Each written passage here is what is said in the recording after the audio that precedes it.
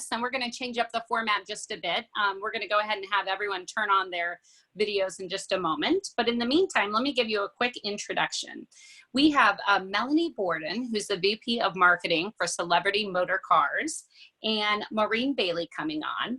Melanie has spent the majority of her 14-plus year marketing in the automotive tech industry. She's worked in various atmospheres, from social media startups to public tech companies, and presently she is a VP of Marketing for Tom Maioli's Celebrity Motor Cars Group.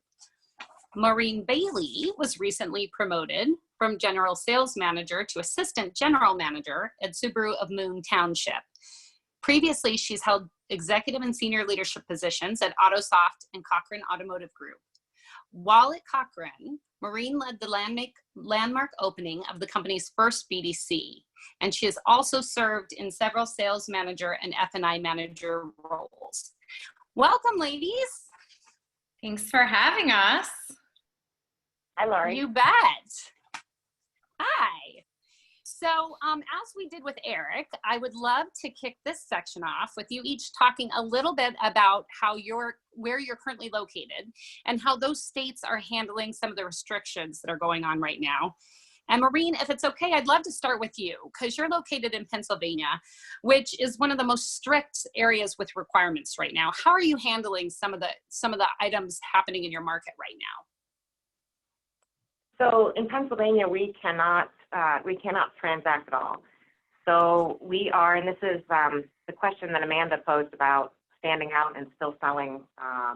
We lose some deals to West Virginia and Ohio. It's really difficult. My entire sales staff is at home, with the exception of one. I have a six-figure sales manager that I'm paying hourly to come and handle internally. Wow. So we're just digging in and trying to figure out how to make it work. And we're primarily doing most of the process through digital retailing, getting everyone set up for an eventual delivery. So we're going through a majority of the process, and most of these people are okay with waiting. They know actually that they can transact 30 minutes away in Ohio or West Virginia. Sure.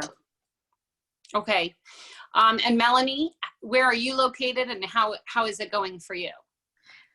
So Celebrity is located in New Jersey and New York. And right now, the dealerships are open for business. Mm-hmm. Sales and services open, but with sales, there are limitations as to how the dealership can operate. So the salespeople are remote that are working. And so they're able to communicate with their customers that way. Sure. Customers are not allowed into the showroom. They could talk to customers in the service drive, outside the building, at the customer's home where they're doing deliveries. But we are open for business in both New York. Okay. And so you both will provide some amazing perspective because you're operating under vastly different situations. And so thank you so much for being here. I'm really excited to jump in. Melanie, let's start with you. You and I were talking before this call about different themes that you have in place for your marketing and your digital areas. Do you want to kind of go into what those themes are and how you're currently using marketing to reach out to your community members? Sure. And one thing I'll say is that I know that there's a lot of people on the call who are from all over the country. So some of the things that we're doing in New York and New Jersey might not be exactly the same that you would do if you're in a different part of the country. However, the theme itself will kind of resonate throughout any of the media that you're doing. So as far as what we're focusing on right now, our website, social media, and when I say social, I mean paid social, organic social. We focus on Facebook, Instagram, and LinkedIn. And also I categorize Google My Business as social because within that realm. Our website is another really important place that we focus on, as well as any TV advertising that we're doing and email. And I'm working with a very, very lean budget. So I'm trying to maximize my resources as much as I possibly can.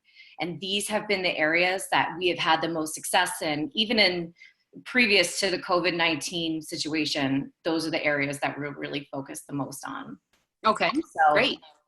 Just having all my ducks in a row every single month, this is part of what, would fall into my wheelhouse of my day-to-day or those specific areas.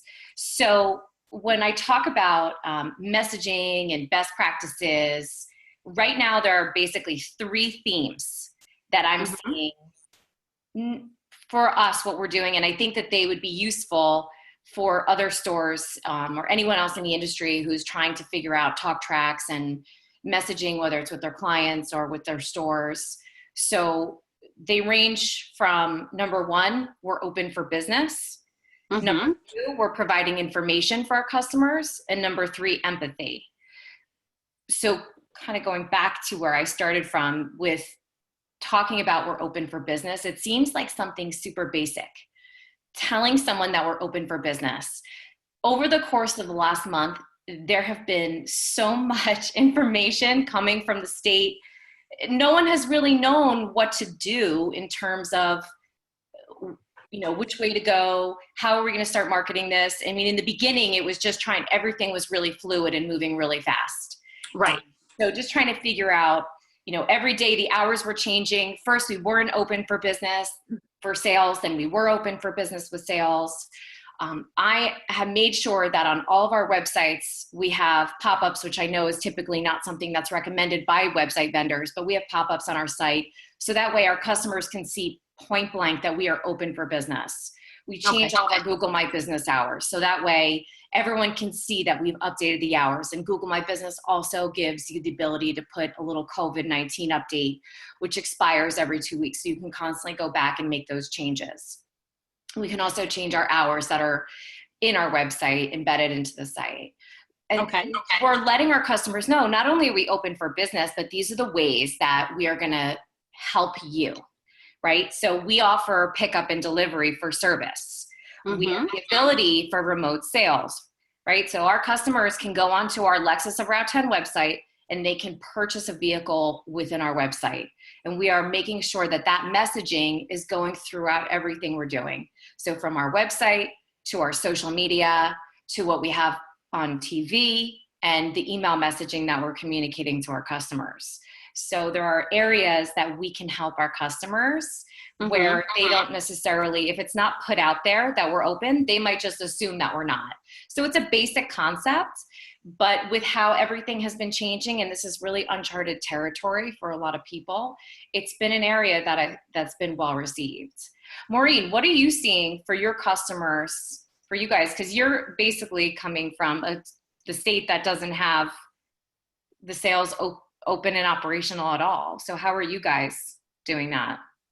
So our customers are surprisingly really with that empathetic concept. They have empathy for us. So these people are, they almost feel terrible that we can't do business. And so I feel like that's, sharing with them this whole situation has been helpful, just letting them know exactly what's going on with us, what we can do, what we can't do. There have been people who say, I can't believe Pennsylvania is the only state. I'm going to write a letter to our governor. They're into it with us. And our service customers have been great. So, but again, like you said, there have been times that this has gone back and forth. They are calling and saying, are you even open? So we did the same thing with. Yeah. I have a question that's come in, ladies. Sorry to interrupt. Sure. I have a question that's come in that says, are you doing any OTT advertising? Yes. Okay. And also another one, this would be for both of you.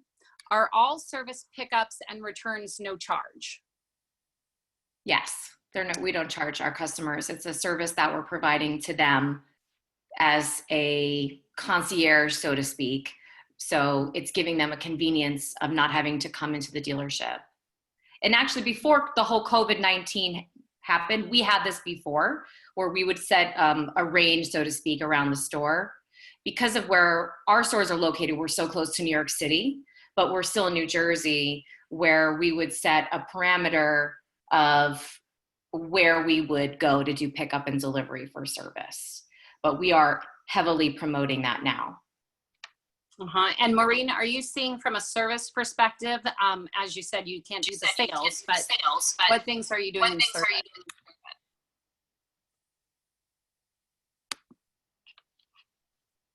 Uh-oh, we may be having some technical difficulties. That's okay. I was echoing. There we go. I tried to change my audio. So for service, we're doing the same, pickup and delivery. Eric had said earlier that it's important to be able to break the rules. So we do have a parameter, but if we can do a pickup and delivery that's a little bit further out, we will. So I did one myself. One of the things that's been really interesting is getting involved as a leader in things that I've never done before. And I think it's important that we try to accommodate our customers, even if we don't have enough staff. Really. But if we're honest with ourselves, if one of us has time, we can go. Yeah, I think that's great. And I also have a follow-up question from the OTT advertising. Melanie, specifically, I think they're asking, is that working? Yes, so it is working. One of the things that we do in all of our advertising is we try to have the messaging consistent across all media. So if it's on social media, we're also including it within our TV commercials and the OTT advertising.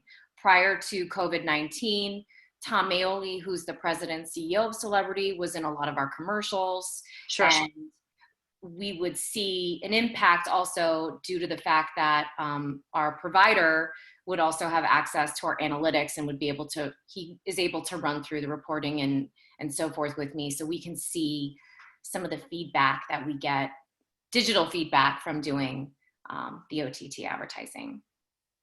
Okay, great. Well, so we've talked a lot about the digital advertising. I'd be really interested in other communication styles that you both are using right now, whether through, community events, public relations. Melanie, I know you've had some really interesting things that you've done for even going out to the kiddos of your customers. So can you, both of you, give us some examples of some marketing ways that you're reaching out that may have been different from what we did before? The biggest differentiator that I'll say right now, and all these items, the best practices are things that we would normally do, but it's interweaved even more right now due to the fact that we're really laser focused on COVID-19 and wanting to make our customers feel comfortable. So we provide a ton of information for our guests.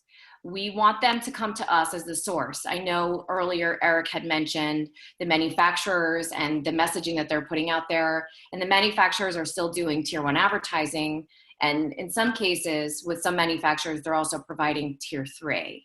So we're able to leverage what the manufacturer is doing. We are still putting out there on all of our websites and in all of our marketing the fact that, some of our brands have 90 days no payments. Some of our brands have 0% APR financing. Some have some pull ahead programs. We want to be a source of information. We are also still promoting specials. Even though not everyone feels comfortable right now coming into the dealership, and we can't necessarily allow our customers to come into the dealership, if they are in the market, if their lease is expiring, if they want to take advantage of some of the opportunities that are out there now with what the manufacturer incentives are, we want them to have everything possible to have a successful experience and also the information that they would need. So we want to be a hub of information for them. One of the other areas of information is anything from the state relating to dealers. We want to make sure that that's on our websites and that's in our marketing. So for example, when New York State made the announcement from the governor, the Greater New York Dealer Association put out a communication, and we instantly put this up on our website. We had it in our blog, we put it on social, so that way anyone who's following us would be able to see that information and have that information as they get into the process. And it ties back also into the fact that we're open. So having information, they're able to see that. And then lastly, a lot of the manufacturers, although they were a little slow to providing immediate assets and information for the dealers once this whole thing got started, a lot of them have really great blogs. And one of the things that I have found over the last couple of weeks is they have a ton of coloring pages for children. So for example, our Lexus, BMW, and Mercedes-Benz dealership has coloring books that are available online that you can download and print. So this is another area where you're providing your guests with something that they might not necessarily think that a dealership would be providing them with. I know for myself, I'm a working mom, so I have my kids at home with me while I'm working remote, and it's challenging. So having them entertained with doing something, I can completely relate to any of our guests that would need to have that information. And I think that's great. I mean, I think looking for really interesting ways above and beyond the way we've marketed before, like coloring books for children. And I had a chance before this call to look through your marketing around it, and it was so great. It really talks about, we want to help out in every aspect right now. This kind of goes back to what Eric was talking about. We want to help in every aspect, including entertaining your children, because we know how difficult it is to be home during this time. So I really like the messaging of, and again, along the ways of what Eric said, how can we help? We're here to help in any way available. Maureen, what do you see right now for your stores with your site with, I know you're part of Lithia, so Lithia has a conglomerate of dealerships, but are you guys handling the messaging similarly to what we're doing? We are. So you and I are very similar in terms of, what we're focused on. My primary goal, of course, is to make my customers and my employees feel safe when they're here. And so our marketing department gave us a whole selection of signage, for example. So we didn't have to worry about any of that. We have signs that let people know how we're disinfecting vehicles thoroughly. All of our loaner cars are disinfected. We've got the group facilitated for us, the glass panels that are right in front of the service advisor's desk. We give customers masks. We have a collection of canned goods for a local food bank. We're trying the best that we can to be as socially responsible as we can, and letting people know that that's our goal. And I feel like the financial aspect of the programs is the most important. So if I can offer people, I felt at first really uncomfortable sending an e-blast about all the specials and how you can buy a car right now. What I don't feel bad about at all is letting people know that they can use 0% up to 72 months to lower their interest rate, lower their payment, because I feel like people are interested in doing that. There's more people than I expected reaching out now and saying, I didn't intend on buying a car until July, but I'd like the opportunity to take advantage of this. And it's important that we just focus on helping people. I think that's the primary thing, keeping people safe and helping as many people as we can right now. Yeah. So Maureen, sorry, Melanie. No, it's okay.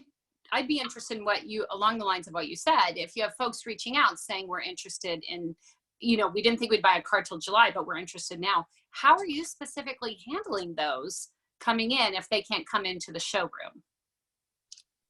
So at first to be honest, we freaked out a little bit, and we said, we're not going to sell any cars. What are we going to do? And we furloughed almost everyone, and people who normally handle the leads, they're not there anymore. So suddenly it's the two of us who really don't normally spend a whole lot of time in the CRM at that kind of a granular level, and we're getting all of these inquiries. So we realized that very quickly we need to figure out what our process is, what is our message, and we decided that what we have to offer our consumers is all of the information that they will want and need, minus a test drive, say, and paperwork, to figure out their payments, figure out a trade value, get their interest rate, and we can do all of that. They can do most of this from home. We'll let you know when we can deliver a car. You can do it contingent on a test drive, and it'll save you time when it's time to come in. And being able to, like, the very first message we give a customer, let them know that that's what they can do here and that's what this process is going to be, and then send them the link to our digital retailing where it really walks them through all of that.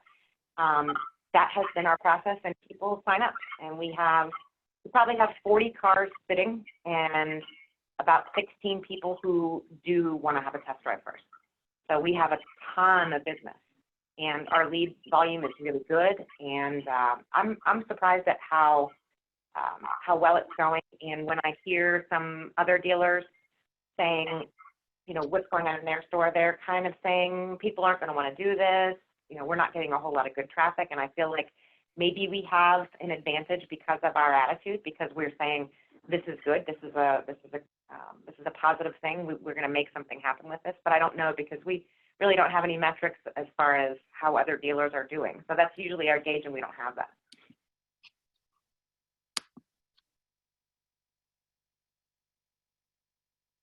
Can't hear you. Lori, I think you're muted. Sorry, guys. Let me start again.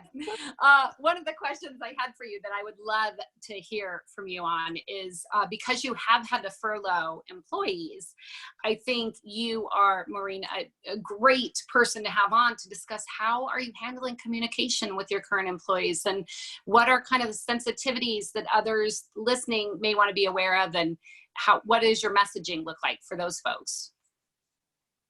So this is where I was really bad. I was terrible at this at first because, we all found out together that we were going to be closed. And first we were, at first it was the idea, my sales team, this scared everyone. We all have family members that, could potentially be high risk. And the idea that, we're the ones staying open, that kind of felt irresponsible to them. And so at first, the way that I felt about keeping them on was, am I inviting them here into sickness? And so we made clear to everyone that if they feel uncomfortable and they want to stay home, that's okay. And so some people took us up on that. Mm-hmm. When we realized that we were non-life sustaining, which is what we were deemed by the state of Pennsylvania, and we did have to close down, suddenly that was a new reality altogether. And so I'm fortunate to work for such a well-capitalized company as Lithia, because we had to make very few cuts, and by furloughing instead of terminating, my team has benefits. They're able to collect unemployment. And so what I decided when, the frustration from them is, this is a roller coaster. We can't keep up with what's going on, and they felt like they weren't being communicated to very well. So and this may seem simple, but I just created a text group that's my whole team, and I use it to communicate information that I'm getting from the state, and I do my very best to try and get that information to them before the state or before the news tells them. I want them to feel like they understand. We have an idea that we might be back in business in some capacity next week if a certain bill gets passed. And it was important for me to let them know that, because the reality is I'm probably not going to be able to bring them all back. And so, we try to cheer each other on. There's certain leaders in my team, certain salespeople that have a lot of influence over the rest of the group that I've asked to, hey, step up, and if I communicate to the group, kind of, make positive comments if you can. And it's been amazing. My team is just, I feel like we're really cohesive, and everyone's excited to come back and work. But I feel like the more upfront you can be about the reality of these changes, and certainly I also have pointed out to them how fortunate they are to be a part of a group that hasn't had to terminate and force people onto COBRA right now. And I think all of those messages are important. Mm-hmm. That's what we do. We stay together on a text message. Yep. Okay. That's really helpful. What about you, Melanie? Have you seen, from a communication style, how have you guys been handling that? So we have an office manager who's also our director of HR for Celebrity, who has been the main focus and the main voice of communication to all the employees. It's a very sad thing what's going on. I mean, Celebrity had at one point, over 400 plus employees, and it's running pretty lean today, but we know that this is something that's not going to last for hopefully not much longer. And, some of the really valued employees will, not just the valued employees, but the employees that were there and who were making a difference. And, we have employees from, service consultants that were in our Lexus dealership that were there for 20 years. So you have people who have super deep relationships with the guests, and, on that side, that's, as much as, I haven't gotten as deeply involved in those conversations. Patty, she's our director of HR, and our office manager she's really championed all of that for the group. Okay. Yeah, I think from a messaging standpoint, I'd like to ask both of you the same thing that we talked to with Eric, which is there a best practice or a favorite campaign that you've run, or one that seems to be doing well or better than some of the other messaging or campaigns that you have going right now? And Melanie, let's start with you. So the one message that we have that's running right now that's creating a lot of traction is the fact that we offer remote sales and we offer pickup and delivery. We have an 11-step process for sanitizing our loaners and the vehicles before they go back to the owner for service, and having the flexibility and the ease of use of being able to interact with the dealership, to not necessarily have to come to the store, but having the option. We also find that we do have some service guests that want to come to the dealership. They do not want to be home because they want to get out, and Sure. they want to have some sort of interaction with the dealership and with the people there. But it's constantly something that's changing. It's been ever changing for the last couple of weeks. But that's really what our focus is right now, is promoting the fact that we offer remote sales, we offer pickup and delivery for service. We're making the experience as seamless and easy as possible. Mm-hmm. And that's been the overall arching theme of a lot of our messaging that we're putting out there. Yeah. How about you, Maureen?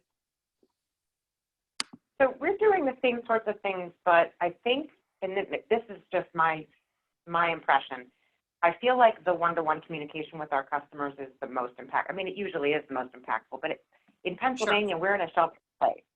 So I feel like most people are looking at advertisements and sort of putting them in the back of their minds, because most places are just not open for business, and we aren't either. So the ads that we have running, the e-blasts and things that we've continued to do are not as impactful as our reaching out to customers. And it's a shame, because what we're finding is that when we talk to customers on the phone and we reach out to them by email, they are so thankful that someone's reaching out. So I know our competitors are not doing a good job at just the basic, what we would normally call in, blocking and tackling of sales. And I think that for us, just being able to provide more information than maybe other dealers are for even a future delivery it's important to our customers. Okay, for all you attendees, listen up, make those calls. It sounds like we had a question that just came in that is right along the lines of this, and I think it's a great one. Here it is, and I'd like both of you, if you have the opportunity to answer. The question is, what is the best practice focus that you all have in terms of after sales, since most service and parts departments are deemed essential business right now? So what's a best practice for after sales? So I can speak on a best practice that we're doing for after sales marketing that I think would be beneficial for everyone. Every single one of the brands for the dealerships that you have on this call has someone in the sales world, in the field, and also in service. So I have found it very, very helpful to get marketing assets and marketing collateral directly from our fixed operations rep that we have for each dealership. And in the past, what we would do is we would focus a larger percentage on our advertising on new car sales and a smaller percentage on fixed operations.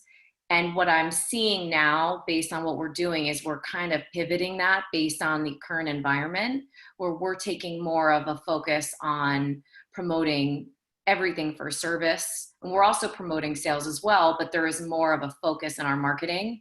And our marketing, again, is social media paid, TV. Our TV ads that we have running right now are all focused on a seamless service experience, letting people know that we have the ability to do pickup and delivery, that we have this easy process, that we have remote service, and utilizing the resources that we have from the manufacturer has definitely been a best practice that I don't think a lot of us normally would think of, to go to them for marketing assets and marketing collateral.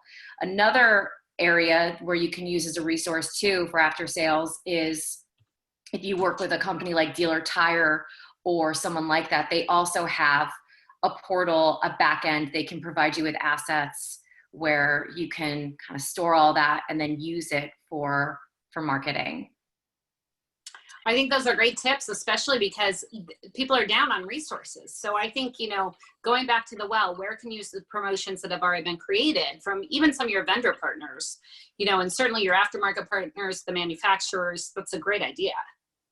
Yeah, there's a lot of resources that we have where, and some of them too are providing additional, co-op resources for us. I manage all of our co-op for all the dealerships as well. And it's something that some of the manufacturers are offering additional, co-op money, and a lot of the asset portals that are available for the manufacturer where you would pull, imagery, you would pull running footage from, et cetera, photography. They also have an after sales portal. 9 times out of 10 they do, or they have other assets in there. So definitely reach out to your manufacturer rep for after sales. Definitely reach out to if you're working with any third-party marketing companies that work with your service department, because they will have resources for you that you might not even know about. And they also might be able to work with you on your invoices as well. And they might be doing things that you're not aware of because it might just hit the part statement. So you might be able to get that information from them too. And Melanie, that's in line with the next question about are manufacturers working with you with co-ops or additional funds to assist you with marketing efforts?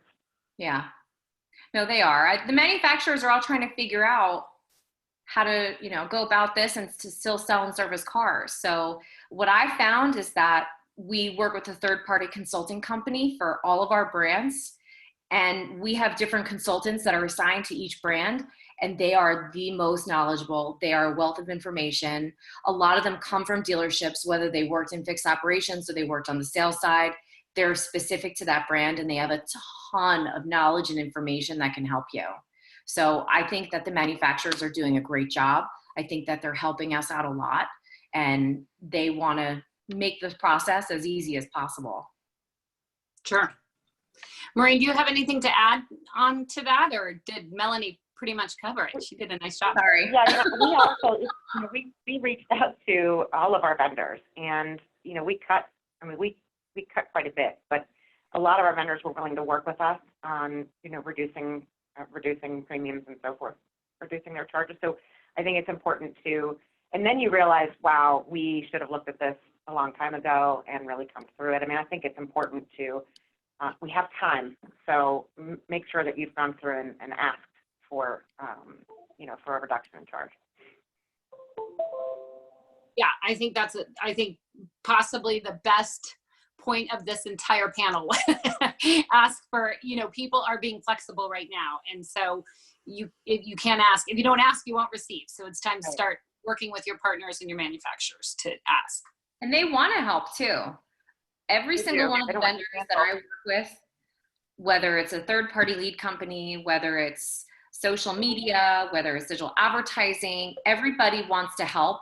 And even with our website vendors, unfortunately, my creative director was laid off. So from my perspective, I'm trying to figure out of ways how I can still build out and do creative assets without having a graphic designer. So my website vendors have been incredible with being able to help me and to provide additional resources for me. And they're doing it at no charge. So definitely work your vendors and your third-party consultants that you're working with, because everybody wants to help. They really do. That's definitely one thing I've noticed is just the sheer amount of vendors and partners who are offering, discounts or free services, or they really are truly saying, how can we help? Well, and that, from that perspective, that does improve the relationship. It seems to me like that's what should be going on with our vendors. Right, exactly. So we had a question come in on that. I'm going to pose it to both of you, and please answer both if you feel that you can. It says, thanks, ladies. Is or are the manufacturers working with you all, co-op or additional funds to assist you with those marketing efforts? And we may have actually slightly answered that as we've spoken, but what do you think? I think we answered it just because I cut ahead of you and read that to Melanie, but do you have anything else on that, Melanie? No, I don't. I mean, it's tough because right now, I mean, you receive the co-op money, whether it's for, for certain brands, you receive the co-op money at the beginning of the year, or some of them you receive it monthly. So you're not spending the same amount of money that you were spending previously. You're doing things a little bit different. The manufacturers are definitely helping in any way that they can, but we're right in the middle of it. So for example, right now, we're in the second week of April and I haven't received everything yet for March. And that's really when everything started. So it's in flux. Mm-hmm. Let's go back to some of the things we were talking to with Eric in terms of what do you both see for digital retailing as we move forward and as things begin to move and you're able to open your showroom again, Maureen, what are some of the lessons that you've learned that you feel will be important as we move forward into the second half of this year? So this has been a really interesting kind of social experiment for me because I have spent a lot of time studying and experimenting with digital retailing, and I even worked for a digital retailing software company. The difficult part, I think, in tackling or trying to implement digital retailing in the showroom or alongside of a showroom process, it's like two different models. Right now for us, it's like this small window where customers cannot buy a car.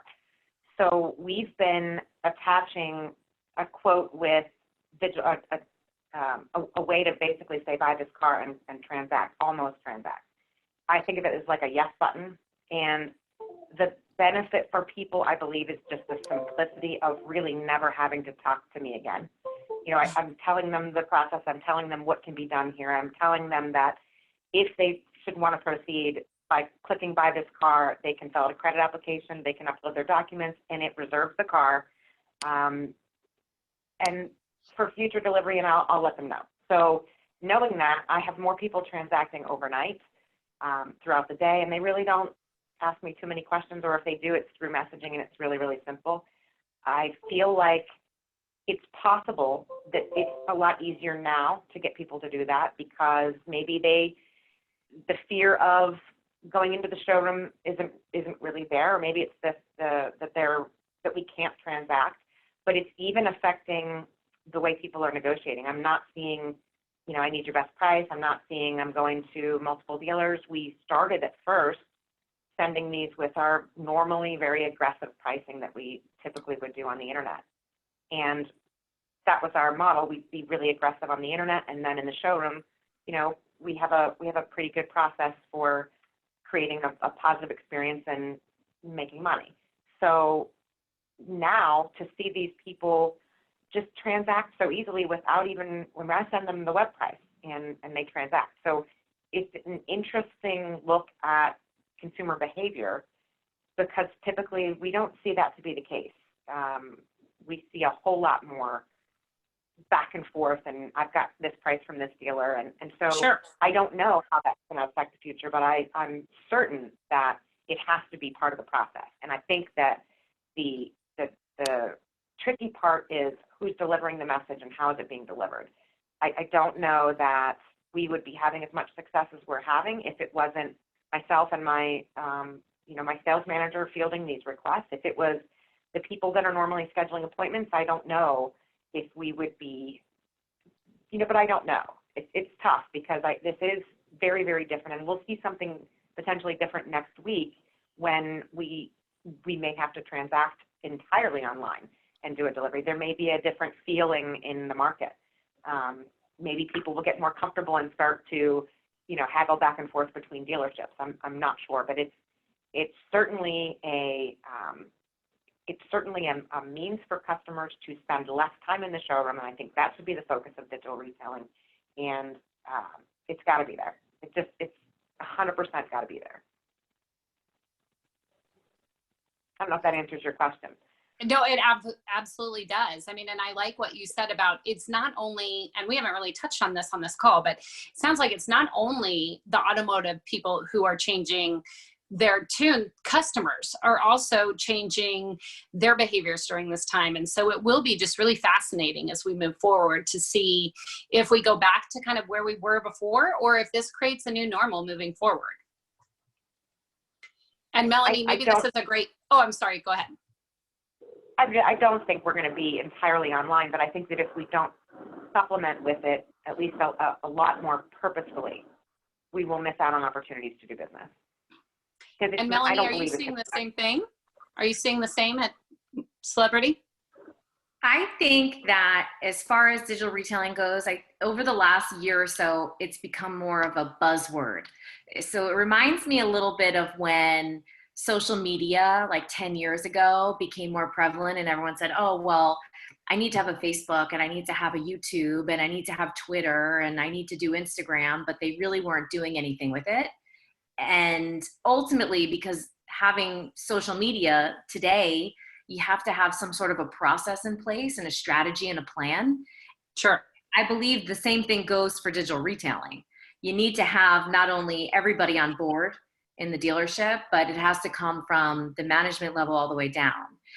I do also believe that if you don't have it prevalent on your website, if you don't have it in any of your communications and your marketing, people are not going to know that they can do this. That's a big mistake that I've seen that people aren't doing. Digital retailing it gives you the option of being able to transact fully on the website. But I think once people are at the point where they can interact in person again, I believe that it will be just like a bonus for someone, right? So I order everything on Amazon, and Amazon has a feature where you can also order groceries. So I can order groceries. So it's the same concept, I believe, automotive, where you can have that convenience if you want. But most people, they want to sit in the car, they want to feel the car, they want to drive the car, they want to test the car. And especially for pre-owned, I think it's harder to do the transaction online versus going into the dealership. But we're seeing the leads that are coming into our sites now on we have 4 out of the 5 of our brands have digital retailing abilities.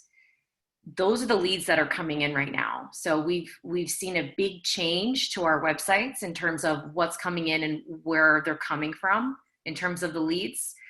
And the majority of them now are coming for digital retailing. So I do think that people are ready, they're there. If they have a desire, a need, they will go through the website, or then they'll pick up the phone and then they'll call into the store to deal with someone or to have them walk them through that process. But I know for a fact that all of our stores are seeing that more and more. Sure. I think Yeah. Eric brought up that the consumers may not just click on the button and buy a car. That does happen. We don't see it very often. We've had a digital retailing tool in place, and we see very rarely someone go through the entire process on their own, just clicking the button. I think it's the difference with us right now is the way that we are setting it, the way that we let people know what it means to be doing it, because it's I think uncomfortable for customers to click a button that says buy now, buy the car, without there being any kind of really you need a contingency that says, yeah, you can drive it. Yes, this is just making sure that it's comfortable for you until you are positive. So walking someone through it is key. Yeah, absolutely. I think your point is such a good one of the buy the car button, that just seems so final. I think maybe the truth will probably be somewhere in the middle, which, how do we communicate that we're here for you if you want to be online, but also, Melanie, to your point and to Eric's point earlier, it's exciting to buy a new car. I mean, it's an exciting process. And some people actually do want to go into the dealership and make the most of that experience. Yeah, so I think the key is going to be, how do we bring those two together? How do we bring those two disparate groups and some folks in the middle together after this time and move forward in that way? So Melanie, I'd love to, you mentioned earlier kind of some coloring books. I know you've done a lot of really interactive and creative campaigns. Are there any other favorites that you have right now? So the one thing that I've been working on since I joined Celebrity, which is to create myself a library, a content library. For most dealerships, it's not something that they would normally do if they have an advertising agency. I think now is a really good time to start doing something like this, just due to the fact that you're getting all of these different assets from the manufacturer. Your creative team is creating your different assets, and it's all around COVID-19 and what you could be kind of archiving and saving for a later date if you might need it in the future.